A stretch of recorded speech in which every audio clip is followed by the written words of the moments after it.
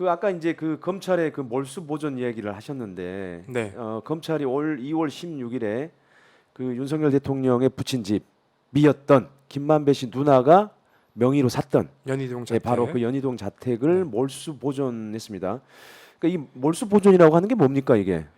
그러니까 이게 이제 예, 범죄 수입으로 예, 예. 뭐 샀다고 보고 아, 이 자택을 팔거나 처분하지 못하도록 만들어 놓은 겁니다.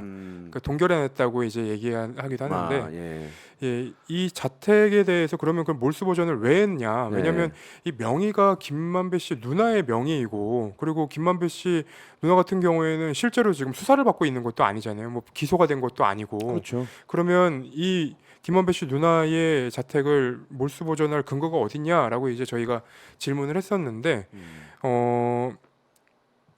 이 검찰 관계자가 저희한테 했던 얘기는 이런 겁니다. 그 대상자가 김만배 씨로부터 이 돈을 그러니까 무상으로 범죄 수익을 교부받아서 취득한 자산으로 보고 있다. 음, 그러니까 저희가 의심하는 대로 이 자택을 산 것이 김만배 씨가 아니냐라는 것을 검찰도 보고 있다라는 의미이죠. 예. 아니, 그러니까는 그러니까 이 사실 그 몰수 보존했다라는 이 얘기는 굉장히 사실은 그 윤석열 대통령 부친 집 거래 의혹과 관련돼서 굉장히 중요한 부분입니다. 그렇죠. 이건 어쨌든 검찰의 시각 판단이 들어가 있는 조치 행위이기 때문에 그래요. 그러니까 한마디로 이건 범죄 수익이라는 거잖아요. 범죄 수익으로 그거를 샀다. 그럼 그 얘기는 뭐냐면은 실제로 그 윤석열 대통령 부친 집을 산 사람은 명의자는 김만배 씨 누나 김명옥 씨지만 실제적인 매입자는 김만배 씨다라고 검찰도 판단하고 있다.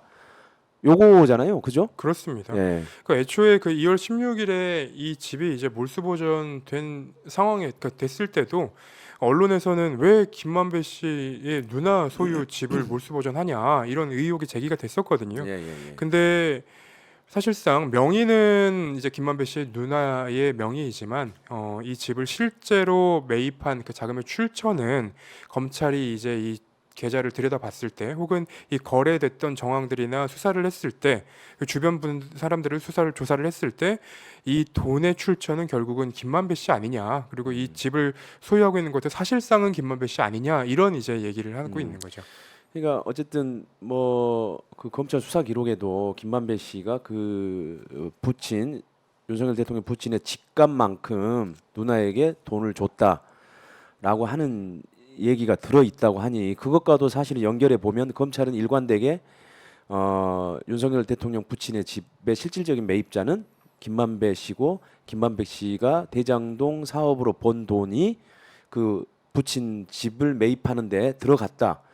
여기까지는 사실은 상당 부분은 그 거의 의혹 수준이 아니고 거의 팩트라고 봐야겠네요. 그렇죠. 조사가 예, 된 내용들이랑 예, 그리고 예, 예. 계좌 추적, 몰수 보전한 이 정황까지 쭉 본다면 예, 이게 김만배 씨가 샀다고 보는 게 합리적이지 않을까 예, 그렇게 생각이 듭니다. 예.